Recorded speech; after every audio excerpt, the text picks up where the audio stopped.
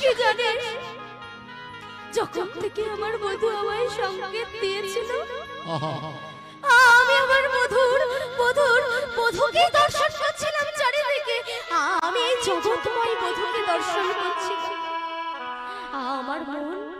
আমার মন যে উতলা হচ্ছিল বধূর সাথে মিলিত হব বলে। জানিস ওরে ললিতা, ওরে বিশাখা, আমি কত যত্ন করে আজ বধূর জন্য কুঞ্জ সাজিয়ে অপেক্ষা করছি।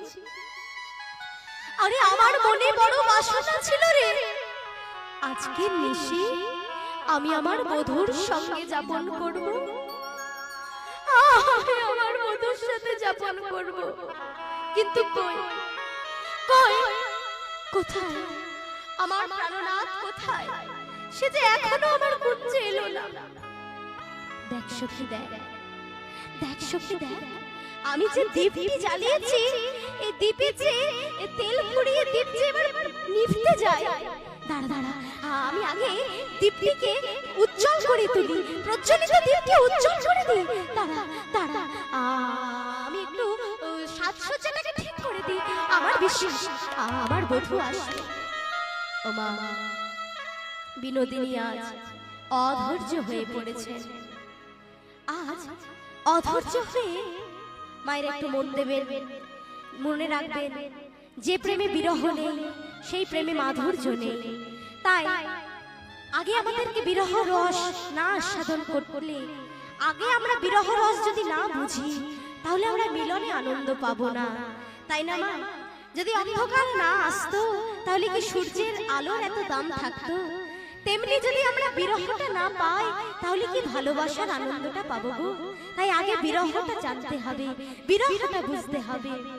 আজ কৃষ্ণ বিরহিনী হয়ে রাধা রানী আমার, হা কৃষ্ণ প্রাণ কৃষ্ণ দেখা দাও বলে কাঁদছে। আর ওই যে নিজের হাতে বিনা সুতার মালা গেঁথেছে, সেই মালাটিকে আজকে পক্ষে ধরে হাও মাও করে কাঁদছে। দু নয়নে বয়ে যায় তার অশ্রুধারা। আর সখীদের বলে, দেখ সখী, দেখ, আমি কত যত্ন করে আমার বধূর জন্য বিনা সুতার মালা গাঁথলাম, কিন্তু আমার প্রাণনাথ যে এখনো এলো না। কোথায় আমার বধূ? বল না সখী, বল। আজ অঝড় নয়নে বিনোদিনী আমার কাঁদছে, আর ফুলের মালাটিকে বক্ষে ধরে আজ আমার বিনোদিনী কাঁদতে কাঁদতে বলছে, ওরে সখী দেখ, দেখ সখী, দেখ সখী, দেখ আমার প্রাণ, আমি বধূর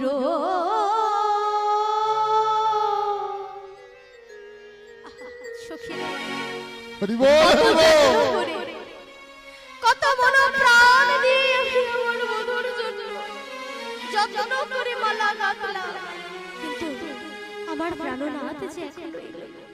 চেয়ে দেখ আমার প্রাণে, চেয়ে দেখ। তাই অঝড় নয়নে কাঁদছে, আর বিরহিণীর ভাবে রাধা রানী আমার আজ গাইছে। ওরে সখী চেয়ে দেখ, আমি বধূর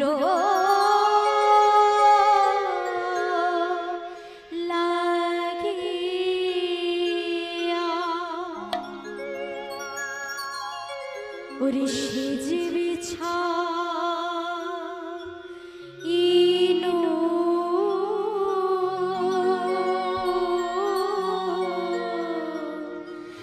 গাথিনো ফুলের মালা, আমি বধনা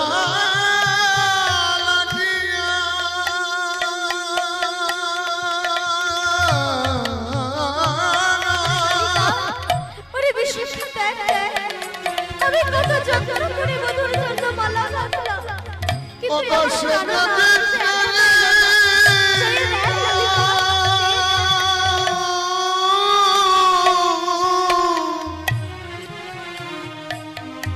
আমি গাঁথিল ফুলের আমি তাম্বুল সাজানো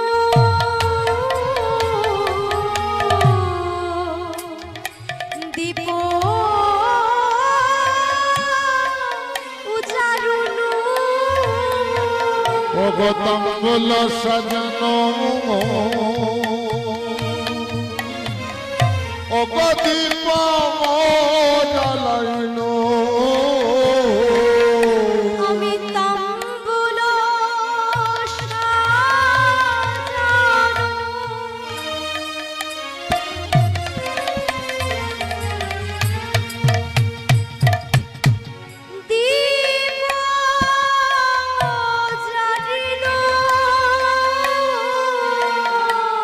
আমি তাম্বুল সাজানো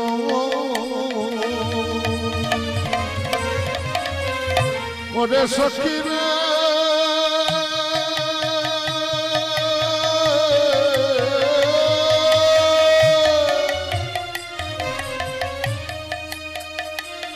ডাকি ডাকি আমি বিনার সুতা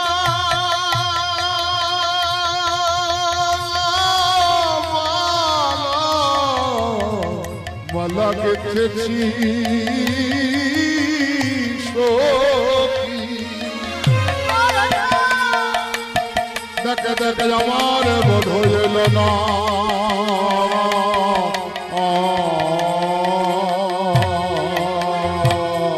ও গো তাম্বুল সাজানো দীপ জ্বালানো আমার মন্দির ওই মন্দির আমার মন্দির হইল আল্লাহ আমি তাম্বুল সাজানো দীপ জ্বালানো মন্দির কইল আল্লাহ বিফল হলো মালা গাথা বিফল হলো আমার কুঞ্জে এলো না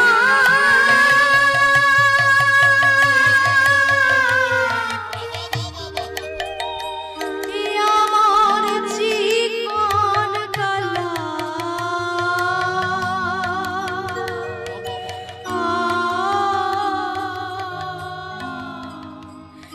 আমার মালা গাথা বিফল হলো ও গো কুঞ্জে এলো না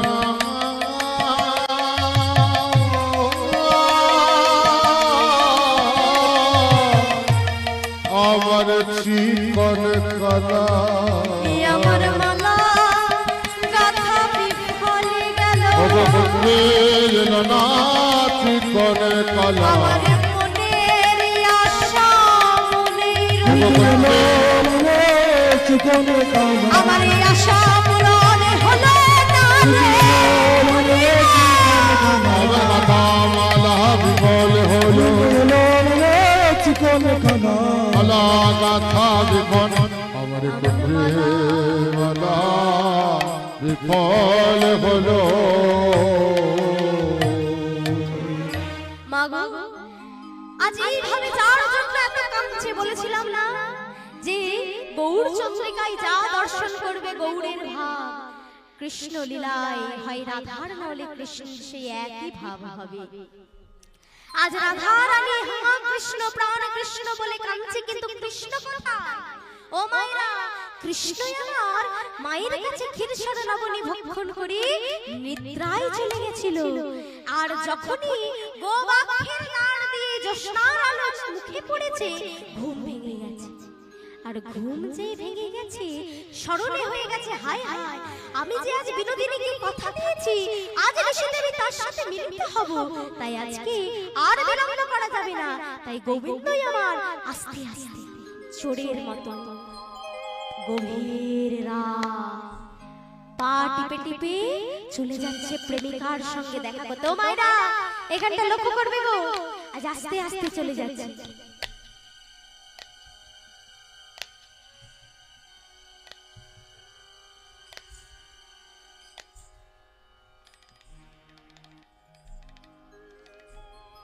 এবারে পা টিপে টিপে যাচ্ছে তো আর সামনে আছে চন্দ্রাবলীর কুঞ্জ তাই আরো পা টিপে টিপে যাচ্ছে কিন্তু তোমরা একটা আওয়াজ শুনতে পাচ্ছ পা টিপে টিপে গেলে হবে কি গো পায়ে আছে কি হ্যাঁ নূপুর পায়ে তো নূপুর আছে সে তো তার কাজ করছে আস্তে আস্তে গেলে হবে কি ছন ছাউ ছাউ ছাউ আওয়াজ কিন্তু হচ্ছে।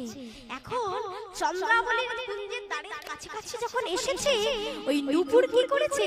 আজ নূপুর বাজে কিনি কিনি, নূপুর বাজে কিনি কিনি, নূপুর বাজে কিনি কিনি